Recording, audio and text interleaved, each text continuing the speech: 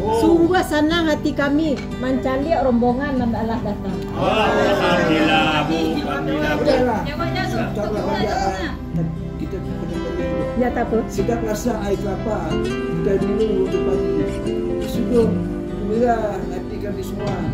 Kali pertama dapat jumpa pagi ini. Alhamdulillah. Pandan merandam jojurami kayu talatak dati pagu. Jaweklah salam dari kami. Assalamualaikum warahmatullahi wabarakatuh. Jadi oh udah jawab waalaikumsalamnya kan. Jadi ketika sudah berada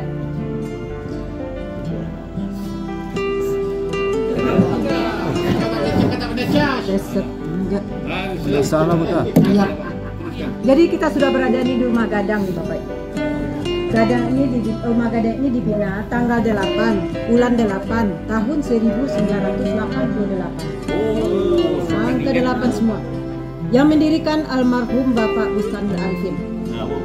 Dia Menteri Koperasi dulu, lahir di kota Padangpanjang ini. Dia ucapan terima kasih tidak pada tanah kelahiran. Tetapi rumah gadang di Minang ada 2 model rumah gadang.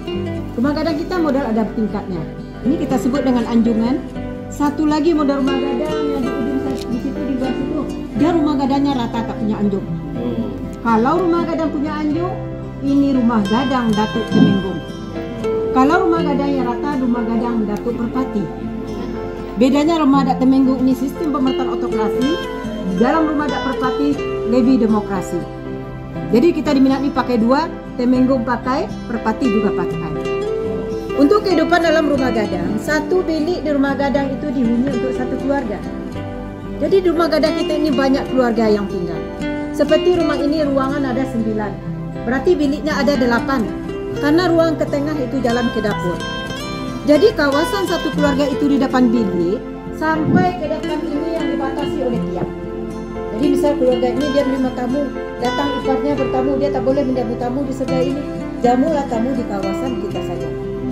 Kita lihat ukuran bilik juga tak besar gitu. Yang di dalam bilik cuma ayah, ibu, anak yang usia di bawah 5 tahun.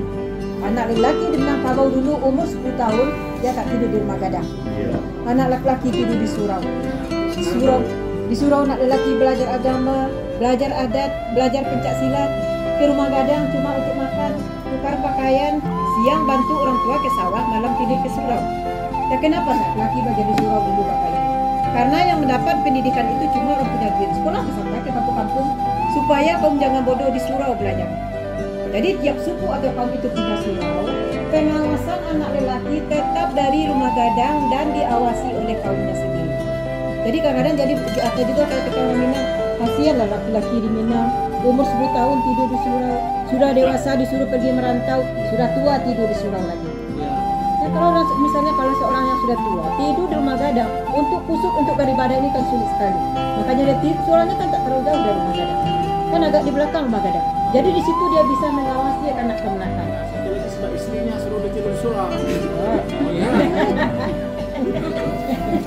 Jadi anak yang apa tidak ada di surau, yang perempuan tak ada tidur. Jadi makanya kita di Minang ini ada istilahnya kato nan ampun.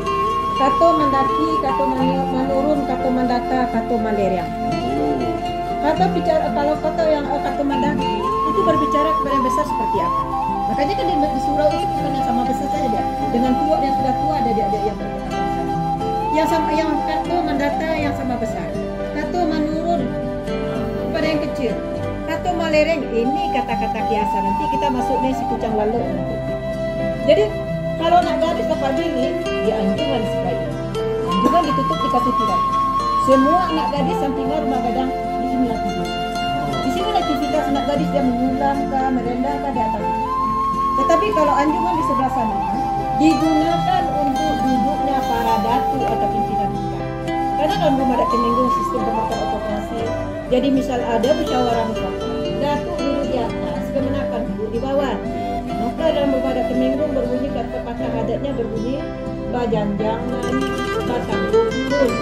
Tetapi dalam rumah Datuk Perpati, rumahnya raja ada musyawarah mufakat. Datuk dengan kemenakan itu duduk di ranjang sana. Patah adat berbunyi duduk sama randa, kakak sama tinggi, dan lebih demokrasi. Ini bilik paling ujung itu sebagai bilik kemenakan. Yang baru menikah di rumah gadang untuk perempuan akan tinggal di bilik paling ujung. Kalau ada yang nikah lagi perempuan, penghuni bilik paling ujung pindah. Ada yang nikah lagi bergeser lagi. Ini untuk putaran perempuan, karena di Minang terjadi pernikahan nanti suami tinggal di rumah istri. Jadi kalau mak lelaki di rumah dalam nikah, tinggal di rumah istri. Kalau keluarga sudah tinggal di bilik paling ujung, keluarga itu harus siap-siap untuk keluar dari rumah gadang. Karena keluarga itu sudah menggunakan fasilitas yang ada sekarang. Tetapi yang lama tinggal di rumah gadang, yang ekonomi kurang mampu. Kalau yang kaya di bilik nomor 2 atau bilik nomor 3, keluarga pindah, buat rumah yang baru, bukan rumah gadang tapi rumah biasa. Karena rumah gadang ini dibina atas nama suku, bukan nama keluarga. Jadi ukuran bilik yang kecil ini memberi isyarat atau kiasan kepada seorang suami atau seorang bapak giat bekerja buatkan rumah untuk anak istri. Kalau disediakan biliknya besar itu banyak, nanti seorang bapak malah cari uang. Sudah selesai tinggal di rumah gadang. Untuk duduk tamu dalam rumah gadang dibagi. Kalau yang datang itu tamu duduknya seperti bapak, menghadapnya keluar. Tapi yang punya rumah seperti ibu, menghadapnya ke dalam. Ada artinya juga. Si tamu kalau kita bersila duduk menghadap ke dalam, nanti si tamu itu bisa melihat kekurangan-kekurangan yang ada di dalam rumah gadang. Untuk menghindari jangan terjadi perbincangan atau fitnah. Si tamu melihat keluar yang dilihat dan tidak saja pemandangannya dilihat. Keuntungan bagi tuan rumah duduk di rumah menghadap ke dalam. Ada jamuan makan misalnya dalam acara kenduri, ada makanan yang kurang di ujung ini. Kita sebagai tuan rumah tak perlu kita berteriak tak tambah sama orang dapur. Cukup beri isyarat ke orang dapur cepat nanti makanannya. Dapur rumah gadang cuma satu, dapurnya panjang, tapi tungku masing keluarga itu masing-masing keluarga masing-masing orang tak bisa besar. Dan juga dia lihat bapak. Rumah gadang kita ini tiang tak lurus. Ya rumah gadang ini mengembang ke atas. Tingkat juga kan ya, kita lihat sendiri ya. Iya. Konstruksi rumah gadang dibuat seperti ini oleh nenek moyang orang Minang itu jauh lebih tahan dari gempa bumi. Di daerah kita ini banyak gunung api. Daerah ini sering terjadi gempa. Bagaimana rumah lebih tahan dari gempa? Dibuatlah rumah gadang tak dipaku. Rumah gadang itu sistem pasang. Jadi dia seperti seperti itu. Dia ikut terjadi gempa dia elastik, fleksibel. 2 kali terjadi gempa besar. Tahun 2007, 2009 terjadi gempa besar.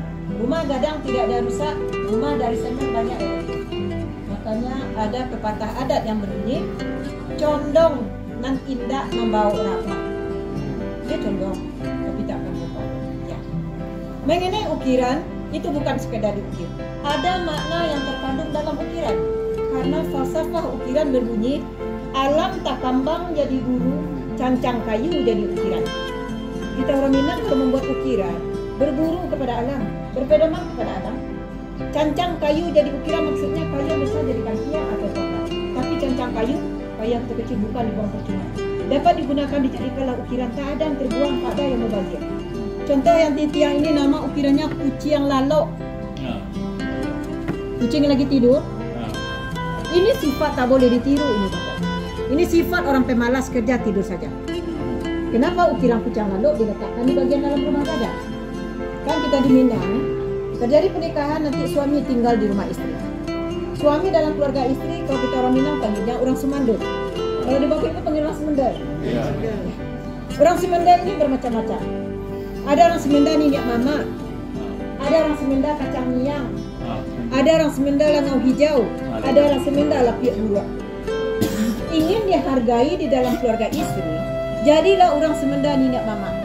Ini jadi panutan dalam keluarga istri. Tempat orang minta pendapat sama dia, rajin bekerja, arif bijaksana. Tapi jangan jadi orang Semendai kacang miang. Miang itu kan kata batu. Ini membuat keributan saja dalam keluarga istri. Juga jangan jadi orang Semendai. Juga jangan jadi orang Semendai langau hijau. Ya, langau lagi parah. Langau kan di tempat kotor jadi. Iya. Perbuatan tak baik saja dikerjakan. Juga jangan jadi orang Semendai lapiak buruk. Ini orang Semendai pemalas ini. Kenapa dibilang lapiak buruk? Karena pemalasnya tidur saja kerjanya sampai berburu tikar. Jadi kalau ada orang Semendai pemalas di dalam rumah gadang, orang rumah gadang tak akan bicara langsung kepada yang bersangkutan, dia akan sindir saja. Jadi kebetulan ada orang Semendai pemalas dalam rumah, ada kucing. Kalau kucing di rumah kan kerjanya tidur saja. Kalau lapar dia cari makan ke dapur. Poli-poli Bu. Jadi untuk menyindir kepada sementara pihak guru MP Malas, berbicaralah rumah gadang kepada kucing sekeras-kerasnya seperti ini. Kucingko lalok saja. Katanya kucing ini kerjanya tidur saja. Menyindir kepada sementara pihak guru MP Malas, itu gambaran seperti kucing yang ada di sini. Kucing lalok. Memang ada kucing tidur kan? Ada kan kucing lagi ada seperti ya. Ada kucing lagi berjalan-jalan kan. Ada yang sebenarnya menyindir ini. Dia bicara kepada kucing kan tak bisa bicara. Ada satu lagi. Dia kata ayam atas rumah ni pandai mencatu bro. Tak pandai ngokek. Oh. Kurang apa ni? Aku ni pun orang lain kita dia buat jadi kita mak wali alah. Jangan lalok pula dah. Lalok ni yang kucing lalok. Ya. Lalok ni. Mana hidup ni? Boleh. Boleh kita lanjutkan lagi Bapak? Terus. Ya Pak, ya. Yang ditingkat nama ukirannya si kambang manis. Dengar yang indah. Ini melambangkan sikap keramah tamahan orang Minangkabau dalam yang pertama. Ada lagi nama ukiran itik pulang patang. Ini melambangkan keteraturan atau kedisiplinan. Kita lihat itik dalam tanda kembali satu dia berbaris satu-satu. Ada lagi nama ukiran itu pucuk rabuang. Pepatah. Ya kan enak tuh. Bapak ini dia. Dengan pepatah adatnya berbunyi kalau pucuk rabuang, ketek paguno, gadang tak pakai.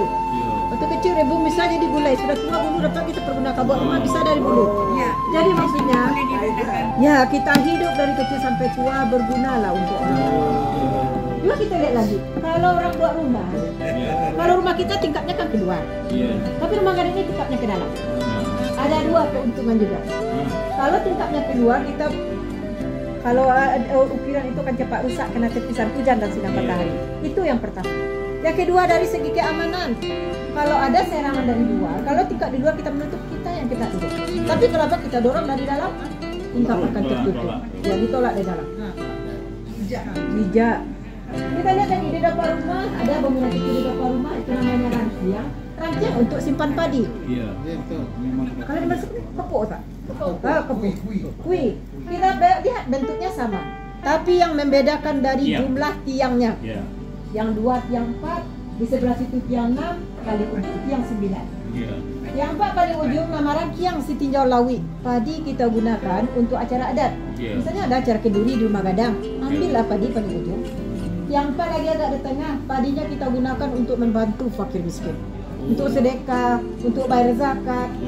Yang 6 padi kita gunakan untuk makanan sehari-hari penghuni rumah gadang. Paling ujung tiang 9, padi kita gunakan untuk pembangunan di kampung. Misalnya di kampung orang buat jalan, buat masjid, kita ambil padi situ, kita jual. Hasil penjualan padi kita bantu untuk pembangunan. Jadi jauh letak rangkiang dari rumah gadang. Itu ada artinya juga. Misalnya terjadi kebakaran di rumah gadang ini, orang rumah gadang itu tidak akan kelaparan, padinya masih terselamatkan. Jadi mengambil padi nanti pakai tangga, siap kita simpan atau ngambil padi, tangga nanti simpannya di bawah kolong rumah gadang. Kita letakkan tangga di situ, habis nanti dicuri orang, tidak aman nanti untuk berbuat. Banyak jadi pertanyaan bagi kita orang Minang nih Bapak Ibu. Katanya kenapa di Minang bagian harta untuk anak perempuan katanya lebih banyak dari anak lelaki.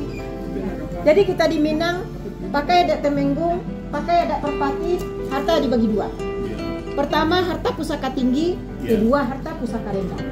Yang dimaksud harta pusaka tinggi, harta yang secara turun-temurun dari nenek moyang, contoh rumah gadang, sawah dan ladang, ini milik suku, milik kaum, milik bersama.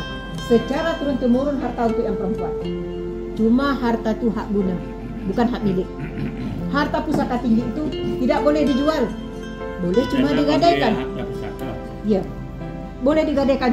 Tapi untuk menggadai, syaratnya juga sangat ketat sekali. Syarat pertama yaitu rumah gadang katirisan. Masuk rumah gadang banyak rusak, kita tak punya uang untuk memperbaiki rumah gadang. Ada sawah sebagai harta pusaka tinggi, gadaikan sawah untuk memperbaiki rumah gadang. Yang kedua syaratnya yaitu mayit tabu juga dalam rumah.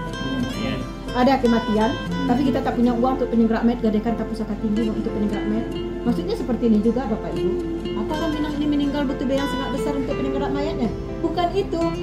Supaya kita jangan mudah menggadai harta pusaka tinggi. Ada yang meninggal di rumah gadang, kita di rumah gadang akan bekerja sama, bergotong royong untuk menyingkraknya. Ketiga syaratnya yaitu gadih gadang alun balaki. Ada anak perempuan cukup umur untuk dinikahkan dalam rumah gadang, tapi kita tak punya uang untuk cara perkawinan gadis, boleh gadaikan. Tapi gadaikan harta itu bukan ke orang lain, kepada yang satu suku dengan kita. Jadi waktu menebus tidak terlalu rumit. Kalau tidak tertebus harta itu tidak akan kemana-mana, masih milik suku kita juga. Kedua, ini harta pusaka rendah. Ini harta pencarian orang tua, pembagian sesuai dengan hukum Islam. Hukum farang, anak laki-laki dapat bagian lebih banyak dari anak perempuan. Tetapi anak lelaki di Minang tidak terlalu mengharap harta dari orang tua. Kenapa gitu? Nomor 10 tahun laki-laki dah akan berdikari. Laki-laki sudah bisa pergi di surau. Sudah dewasa disuruh pergi merantau. Makanya kita orang Minang banyak pergi merantau sampai negeri sembilan lah, banyak orang Minang, bapak ibu banyak seminang kan. Karena ada pepatah adat yang berbunyi, karatau madang dahulu babuah babu mobalu, karantau bujang dahulu di kampung babu mobalu. Disuruh laki-laki pergi merantau karena belum punya di kampung, cari kehidupan bagi rantau. Jadi misalnya anak laki dapat bagian harta dari orang tua. Biasa anak laki itu yang lebih utamakan dulu untuk saudara perempuan. Ditanamkan nanti dalam hati anak laki mengharap harta dari orang tua, nanti anak laki jadi pemalas. Apalagi orang tua kaya, laki-laki berpikir untuk apa kita kasih? Kalau orang meninggal dapat bagian harta lebih banyak dari saudara perempuan. Tapi tak berhasil yang laki-laki. Yang akan membantu itu saudari perempuan. Ikatan keluarga itu sangat erat sekali. Jadi sebenarnya pembagian harta dalam sistem matrimonial kita di Minangkabau itu bukan kaum perempuan itu lebih ditinggikan atau lebih diutamakan, bukan itu. Tapi sangat melindungi kaum perempuan. Misalnya sebagai kaum perempuan, suami sudah meninggal tidak punya rumah, berhak tinggal di rumah gadang. Tak punya kerja, bisa jadi petani, peladang, atau pusaka tinggi. Kaum perempuan akan terlindungi dan akan bersia-sia. Itulah sedikit mengenai Minangkabau kalau ada persoalan betul-betul. Ya, terima kasih Bu. Ya, sama-sama. Satu lagi Bu, kita itu lelakinya bilangnya merantau. Ya. Bila merantau dia tidak bisa pulang Ibu. Dia sudah kampus dia rantau. Seperti di negeri Sembilan kita juga tak mau pulang di sini. Kita mau duduk di negeri Sembilan aja. Jadi memang kita percaya orang Minang, apalagi kalau sudah merantau, tidak berhasil dirantau, pulang ke rantau atau pulang ke kampung itu malu. Tapi tidak banyak juga. Tapi kalau dia berhasil dirantau, dia bawa lagi, dia suruh ke orang. Makanya kita ada sisi positif dari merantau itu. Ekonomi bagus. Segi negatifnya karena yang tinggal di kampung orang tua-tua. Rumah tinggal banyak orang sebenarnya lupa diapakan lagi untuk menjaga. Tapi memang orang Minang kalau berhasil dari rantau tuh dia tak lupa tanah kelahiran. Makanya pembangunan di kita di Sumatera Barat itu banyak kiriman dari perantau yang bagus. Jadi misalnya juga sukses di rantau. Pulang ke kampung dia bisa sewa hotel yang mewah untuk pulang ke kampung. Tapi lebih bangga lagi untuk dia buat pulang rumah, ada rumah yang itu. Jadi karena dibuat rumah di kampung, kadang lupakan lagi orang untuk menjaga. Karena kita orang Minang pergi merantau itu kadang suka pulang hari raya Idul Fitri itu suruh pulang bersama namanya. Itu pulang ke kampung berkumpul dia. Bukankah begitu dasarnya masyarakat Minang mengatakan yang di bujangan tadi apabila sudah bujang dia harus tinggal di surau, belajar agama, persilatan, kemudian apabila ketika dia sudah kebun pergi merantau di luar negara lah, macam banyakkan di sini di Sembilan, ke Jakarta atau ke Jakarta, memang itu dasarnya kan. Dibagi galakkan supaya pergi mencari rezeki di sana. Kemudian apabila umurnya sudah mencukupi untuk macam gaya untuk rumah tangga dan mempunyai tak banyak sedikit hasil daripada keluar tadi, dia pulang kemari cari istri orang kampung. Ambil jodoh. Itu yang dibilangnya tadi, bila sudah ditemukan jodoh maka dia duduk rumah yang milik untuk sana kan. Makanya kalau tak apa Pak, kalau saya bilang tadi, kalau dia kaya tak mau lama tinggal rumah gadang. Dia kan lebih utamakan untuk yang kurang apa. Misalnya juga pergi merantau, tidak berhasil di rantau, tak ada usaha lagi di rantau, mau pulang ke kampung, apa yang di mana yang tinggal, makanya dia mula rumah gadang ini untuk keresahan untuk bersama, untuk yang yang ekonomi kurang mampu lama lagi dia tak pula ada rumahnya, singgahkan tinggal. Artinya bukanlah di akhir. Peraturan bila sudah rumah tangga harus tidak. Ya kenapa juga kalau dulu kita lihat banyak tinggal rumah gadang. Kalau ada dulu kenapa dia dapat untuk pergi? Laki-laki sering merantau. Jadi yang Kalau tinggal rumah gadang ini, yang istri dan anaknya akan terjaga. Ini saudara akan melihat dia jadi untuk tinggal di kita di Minang ini. Kalau suami tinggal di harta pusaka tinggi, ini juga untuk laki-laki tidak akan mau dia akan malu berbuat kasar kepada anak istrinya, dia akan malu dia tinggal di lingkungan keluarga istri. Betul. Ya. Sejauh mana nilai-nilai rumah gadang ini tidak akan untuk sekarang dan disambung dalam generasi untuk sekarang kita lihat rumah gadang itu kalau di Padang, Pariaman, pesisir itu tak ada rumah gadang, itu disebut daerah rantau. Yang ada itu di daerah 3 Luhak, Luhak Tanah Datar, Luhak Agam, Luhak 50 Koto. Itulah kawasan asal Minangkabau.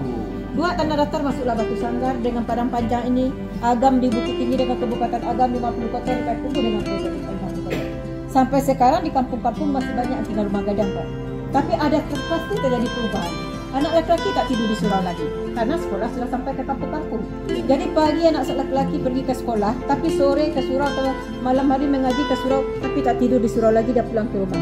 Itu mungkin juga tidur di surau itu cikal bakal terjadinya pesantren. Kalau ini lebih kurus untuk belajar agama, untuk belajar tinggal di pesantren. Tapi untuk sekarang ini, belajar ke sekolah tapi mengaji, jadi tinggal di rumah lagi. Jadi terjadi perubahan lagi. Kalau dulu rumah sebesar ini satu bilik dihuni untuk satu keluarga, sekarang rumah sebesar ini kadang-kadang 2 atau 3 keluarga yang mendapat. Sekarang perabot sudah banyak, alat elektrik sudah banyak, di mana dia meletakkan dia kepingan awasan punya sisir. Tapi adat itu masih kuat diamalkan. Mungkin dia patah adat, kalau di bapak biar mati anak, bukan adat. Tapi kita di sini patah adatnya berbunyi, baju dipakai usang, adat dipakai baru. Jadi kalau baju sudah usang tidak terpakai lagi. Tapi adat itu tidak pernah usang, akan seterusnya sama. Jadi baru tidak akan hilang. Ada perubahan, pasti ada perubahan. Rumah gadang ini tadi disebut di sana ada, sini ada, sana ada, sini ada. Ukurannya sama kan? Tidak lain-lain. Baik. Jadi jumlah ruangan rumah gadang ini biasanya ganjil. Ada yang 3, 5, 7, 9, ada yang 11. Kenapa harus ganjil? Supaya dia bilang antara bilik kiri dan kanan, karena tetap ruang ke tengah itu jalan ke dapur. Semakin kaya kaum itu, dia boleh ruangnya semakin banyak. Tapi tak cukup ruangnya 3 atau 5 ruang saja. Makanya juga kita lihat lagi. Kalau rumah orang Minang ini membuat rumah itu menurut alu aja pati dan sesuai dengan nilai estetikanya juga. Jadi kita lihat rumah kita ini ruangnya banyak, otomatis dia lebih tinggi lagi. Kita lihat rumah di sebelah sini, ruangnya sedikit akan lebih rendah lagi karena sesuai tidak alurnya seperti ini, tingginya segini, panjang sebenarnya lebarnya harus berapa. Jadi itu menurut alu aja pati dan sesuai dengan nilai estetikanya. Jadi semakin kaya kaum itu, ruangnya semakin banyak. Ada dari biaya yang pemerintah. Jadi untuk apa? Kalau rumah ini kamu beli suatu kaum, itu kaumnya yang akan melakukan. Jadi kalau kaum itu, jadi rumah gadang itu tidak boleh diruntuhkan. Kan sudah banyak tuh rumah-rumah tua itu. Kalau runtuh sendiri boleh. Yang lebih bagusnya renovasi lah untuk diperbaiki lagi.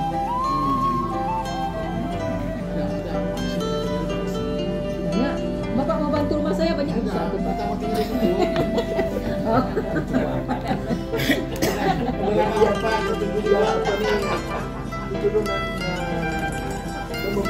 Iya. Dia tidak bisa tinggal di tempat itu.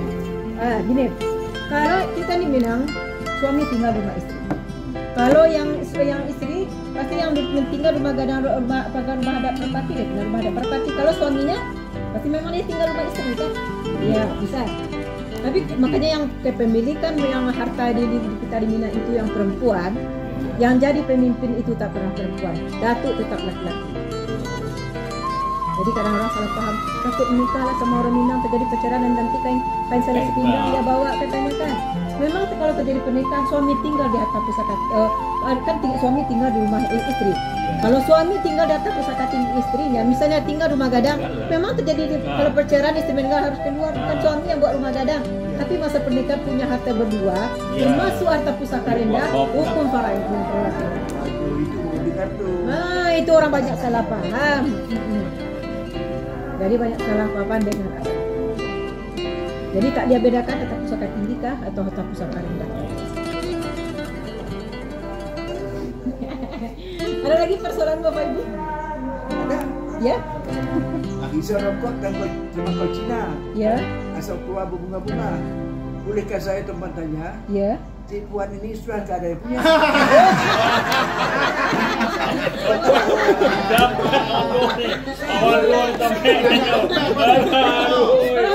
Anaknya sudah 3, Pak.